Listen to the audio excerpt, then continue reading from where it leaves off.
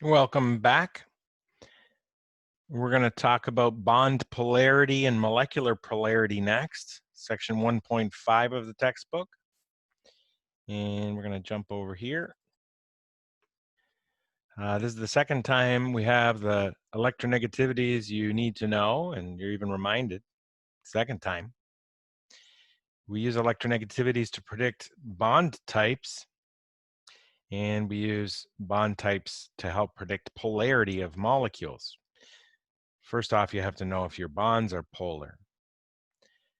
So, keeping in mind, a polar bond can be polar covalent.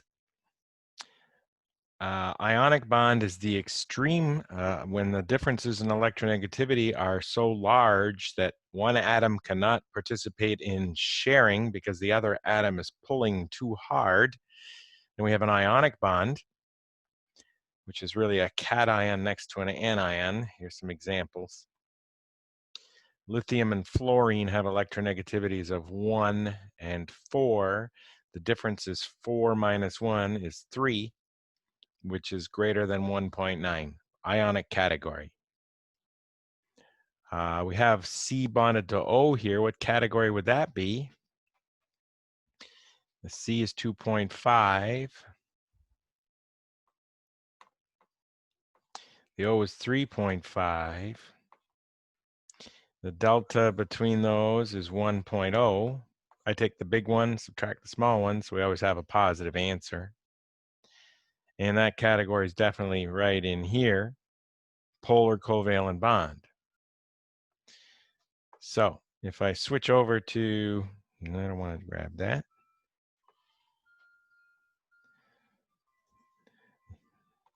What things would change if I did this? There's going to be many changes. That arrow is no longer appropriate. I'm going to put an H there. Sounds like it's ice cream time in my neighborhood. I don't know if you can hear that.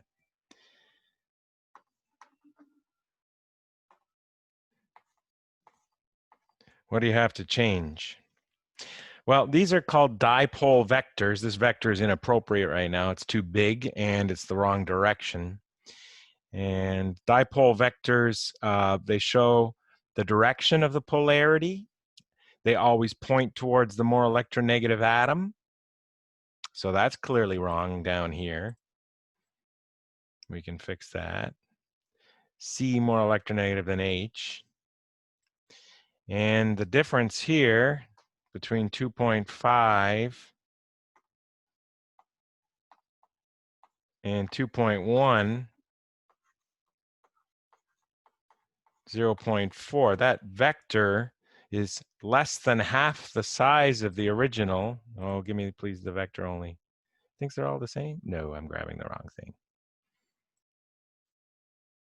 That's what I want. So that'd be about half the size and a little less. Computers, love them and hate them at the same time. There we go. I got to go a little smaller. So half and still a little bigger. There. So everything's to scale here. So away from the less electronegative, easier way to remember that. There's like a plus sign there. That's the more positive atom is got the plus side, and the more negative atom, the arrow's pointing towards it. All right. So let's see if we can use these vectors here to figure out the polarity of this molecule here. I'm trying. My pen's off. Let's draw formaldehyde.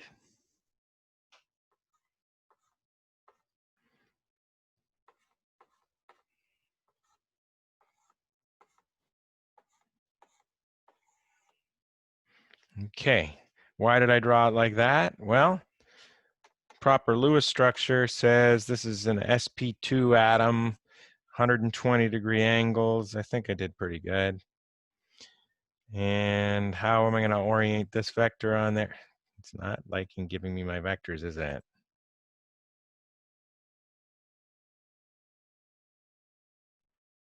This should be easier now. It's got to point along the bond, and no, towards which atom? The more electronegative atom. Hello. Yeah, I'm having fun here. It's pointing along the bond towards the C. And along the bond towards the C. There we go. And we need this guy here. Pointing straight up towards the O.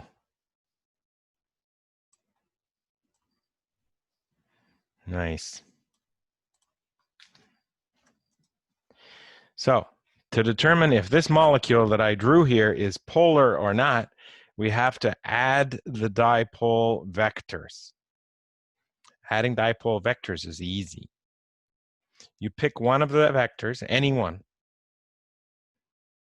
fact, I'll do it twice, starting with different vectors each time.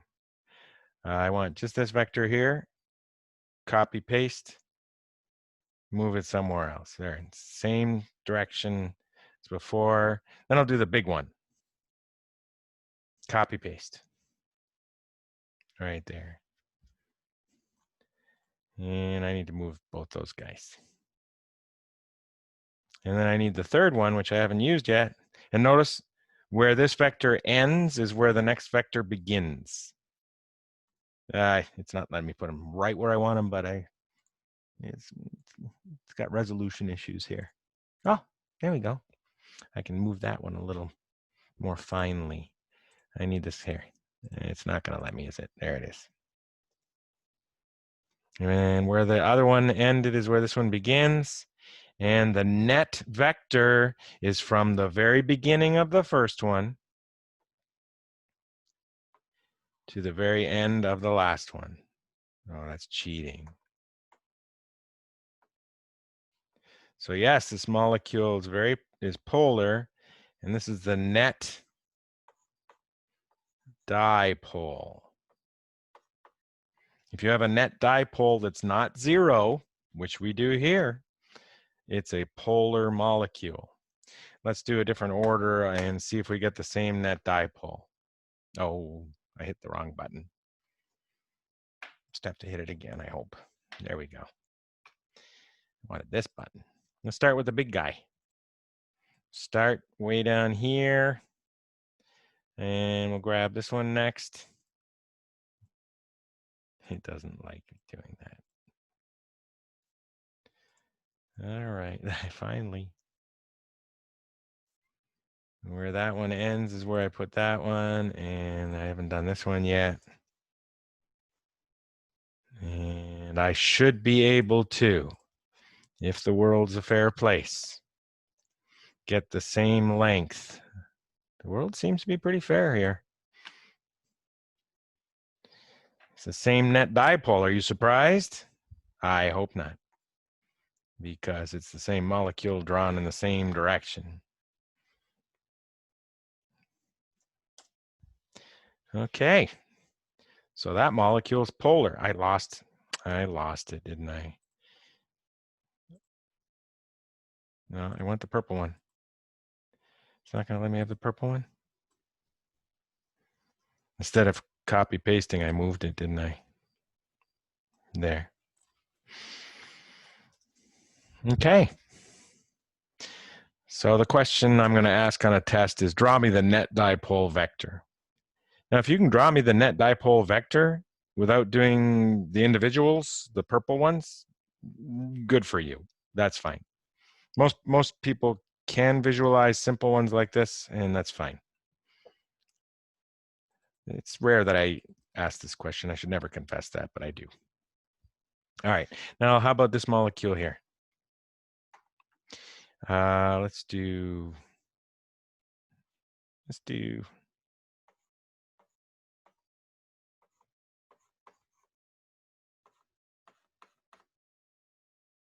and not happy with that one.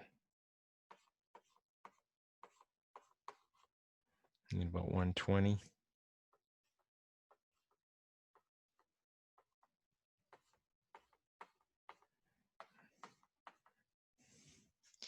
And the reason nitrogen's like that is because there's a lone pair there.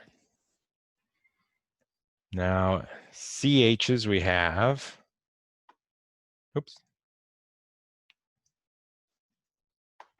Oh.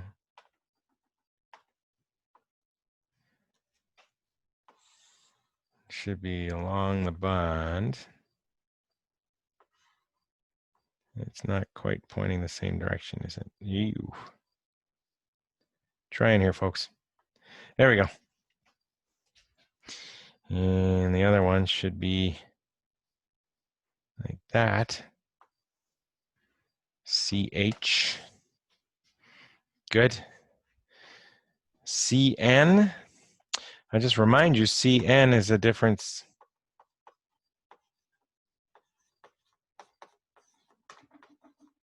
.0, 2.5. I'm going to copy one of these purple guys. That's a difference of 0.4, remember. And to make it 0.5,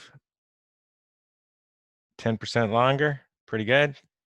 Which way does it point? It points from the less electronegative towards the more electronegative. Straight up. And NH is going to be, what do we got? We got, well, NH is pretty polar, isn't it? NH.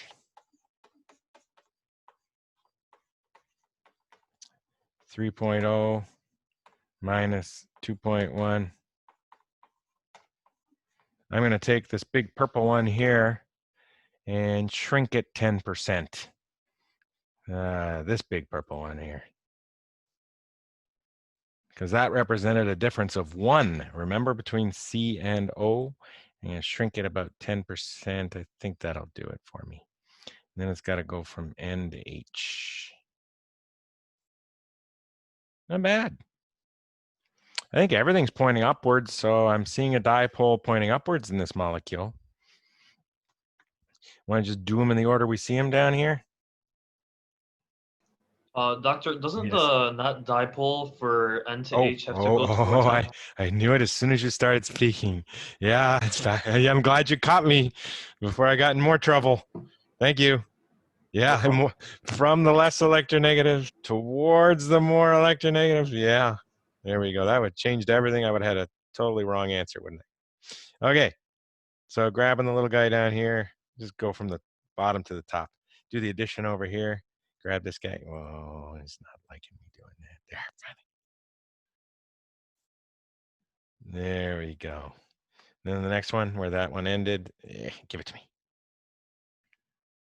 And then the last one. So where that one ends is where this one begins. And there you have it. Very beginning to very end. Some canceling going on here. Let's try. Let's copy paste so you know, in case stuff gets written over. There we go. And we're starting there and ending there. Yeah. So that's my net dipole right here. So it's a polar molecule. It's not as polar as our first one. Look, this first one, every one of these is to scale on the page, right? Our first one had a big dipole, and this one's not as long, is it? So it's a less polar molecule based on this exercise. I don't know. I'm trying to make this thing look better. It's not working. That's a big plus sign. We'll live with it. It gets a little different with wedges and dashes. I think we'll glance at something in the book. It won't end up in the hard copy version of these, but I'll just bring it over. I have the book open here. That's a pretty good one. I can bring it. Why not? Changing my mind on the spot here. And I don't know if it's to scale anymore. It's not bad. So here's carbon tetrachloride. And it's a little tricky to visualize when we have wedges and dashes. because the dipoles will also be wedge and dash. But I put them on here, and the difference between 2.5 and 3.0 is 0.5. So I think it's similar to the scale on the previous page. Here's a reminder of what wedges are and what dashes are. What I did here to try to simplify the wedge dash phenomenon, I did 1 plus 2 first. It's like when you're adding numbers, if you're given 4 numbers, can't you just add a pair of them and then add the other pair and then add the result of the 2 pairs? You can do that with vectors too. So I did 1 plus 2, there's the 1, then there's the 2, the net was beginning to end right here. And remember, we're talking about the same bonds, CCl, CCl. This is CCl, so is this. So ask yourself, when we did the first one, this one, if I superimpose it on the molecule, is directly between those 2 vectors. Similarly, if I superimpose the net result of these 2, it should be the same distance, but the opposite direction. It's halfway between, which brings it back into the page, doesn't it?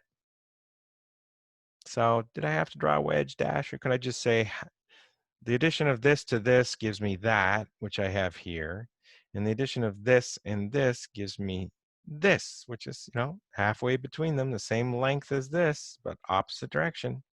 And I think now you can see that they're going to cancel. The start of the first, the A plus B is 1 plus 2, sorry, is this one here, start, end. Where that one ended, I began the next one, start, end, and the end here was the same as the start that I started with. So that's a net dipole of 0. So we have a molecule that's not polar. Non-polar, the net vector is 0. Now, what does this mean when molecules are polar or non-polar? Does it mean anything important? It certainly does. Non-polar molecules associate with non-polar molecules. So if they have a choice of going into a polar environment or a non-polar, this molecule is going to collect in a non-polar area. So I like talking about the human body because that's where most of us are going with our careers after we do organic chemistry. This molecule, if you ingest it, is going to tend to accumulate in lipid areas, which are non-polar. It's not a good thing because this molecule also does some chemistry that is very cancer-causing. It forms carbon-carbon bonds with other molecules in biochemistry. Those are typical cancer-causing agents. Anyway, that's not to do with polarity. That's just chemistry. But this is it's going to accumulate in areas around your liver, which is adipose tissue, non-polar. Whereas if you ingested either of these molecules, formaldehyde here, I didn't write down its name. Formaldehyde. Oh, need to use a pen. Formaldehyde goes immediately into your bloodstream. Why? Because your bloodstream is aqueous, which is very polar, and molecules that have big net dipoles go immediately into your bloodstream. And this molecule here, methimine, would also go into the bloodstream because this is substantial, not as polar as formaldehyde, but this would be in your bloodstream. And things that go in your bloodstream, they get filtered every few hours. It's not like adipose tissue, which kind of just sits. Circulatory system in the bloodstream gets filtered through your kidneys every few hours. So your body clears these out faster, but some of them have such fast-acting chemistry, they don't clear out fast enough. And this one causes blindness when it gets into your eye area, and it's got some toxicity, very, very high toxicity. And this one's not the greatest for you either. Anyway, all we've been talking about is polar molecules tend to associate with polar molecules and interact with polar molecules, and non-polar molecules tend to interact with other non-polar molecules. You've heard like dissolves like, and that's what we just talked about. So this is a good stop for this segment, and I will pick it up on the other side and see you in 5.